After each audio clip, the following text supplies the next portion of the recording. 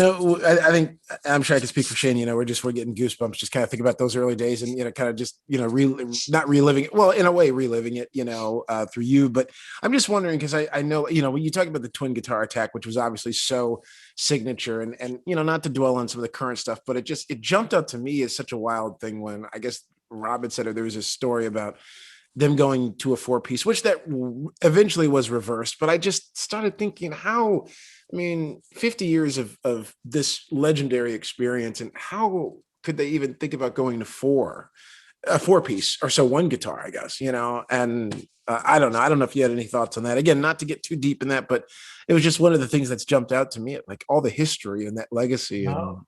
No, I'm like everybody else. I'm totally bemused. It was just like so extreme and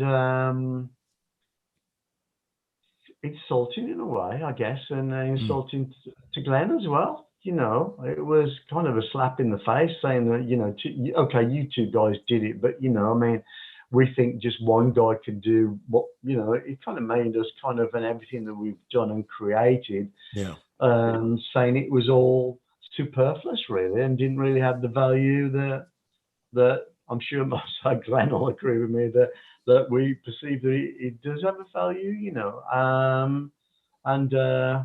no, very, very, very strange to even think about that. There must be obviously something that behind the scenes that we don't know. So,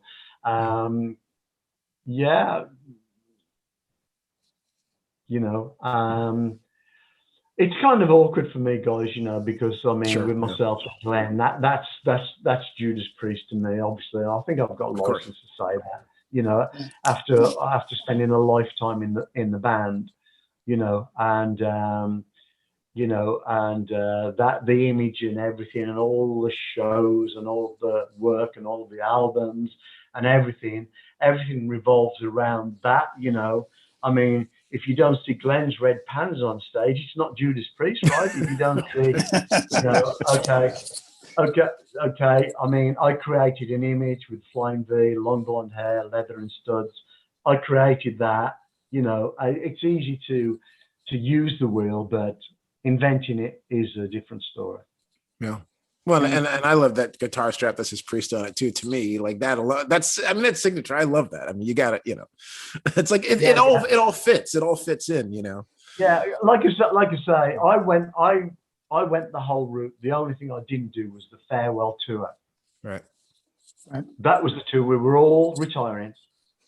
We were all going to end the band, and all of that is in the emails.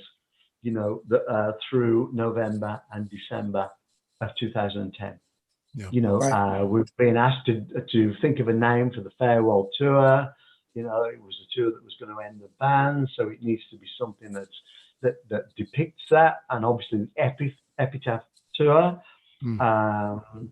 which I think Glenn, that was Glenn's title. With those various titles, we were all putting titles down. I've got the email somewhere.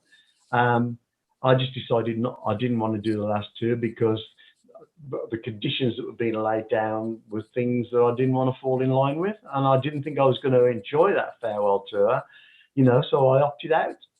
I didn't realize the guys would carry on without me, but obviously once they replaced me, then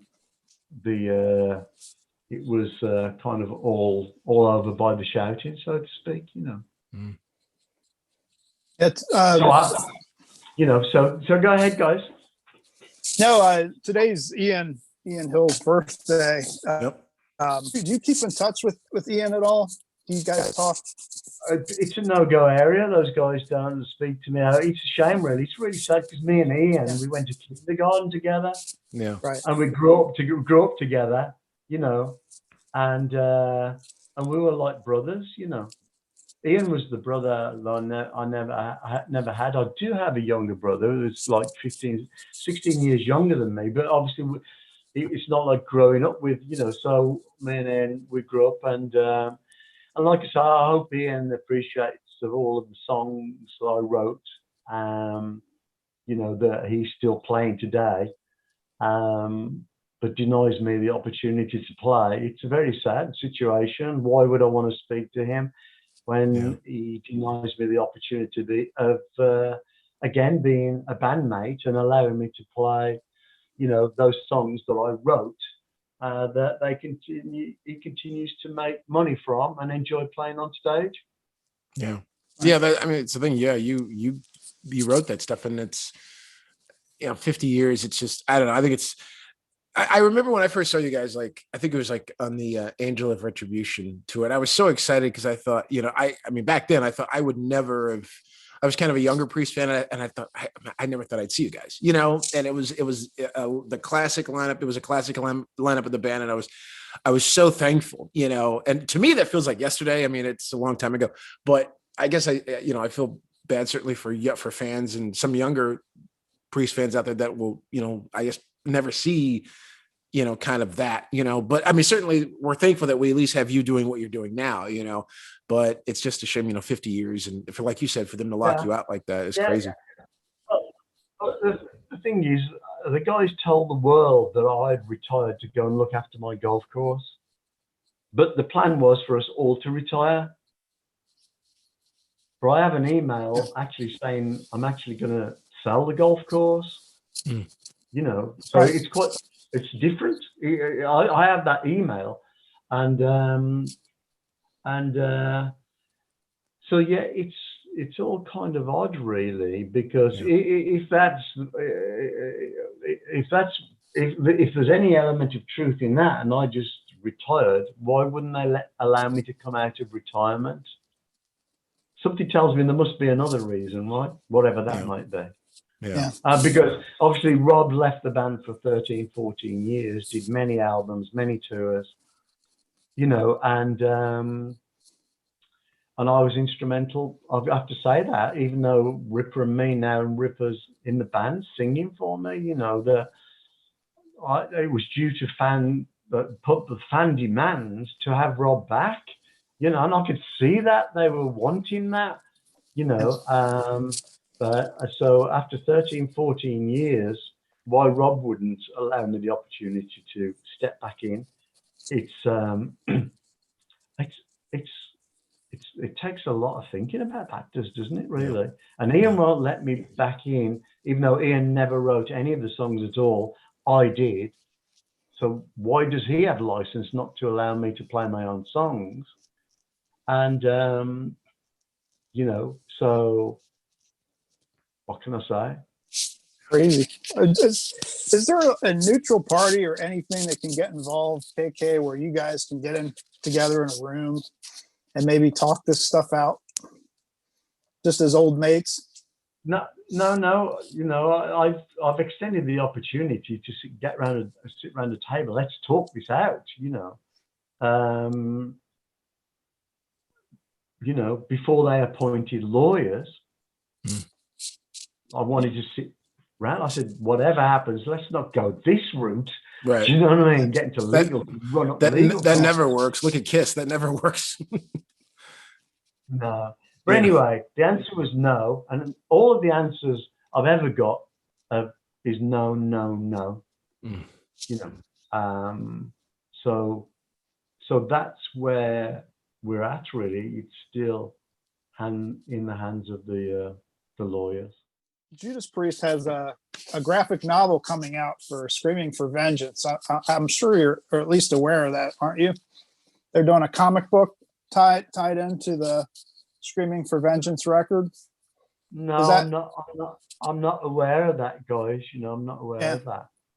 Is that something that you would ever consider for KK's Priest? Because it kind of lends itself to a very cool comic book kind of look. Yeah. Or short film, or something. Yeah, absolutely. You know, it sounds good. I have to check into that. You know, look into that. The guys have come out with an awful lot of things. You know, I don't get anything from anything, by the way, guys. Oh, really? Wow. So it was kind of a hard bullet with the 50th anniversary books. You know, to see not only to be denied to be a part of that, but also, you know, to see me in there, and you know, That's an odd decision to go out to promote 50 years of Judas Priest as a 4-piece. It just flies in the face of everything that like you all accomplished. I mean, I mean, you were there for 40 years. If you look at the book and it's $500, and you know, and there's jeez, you know, I mean, it's kind of that's kind of bizarre. I don't know what's happening, but obviously I did complain of management decisions that I wasn't happy with.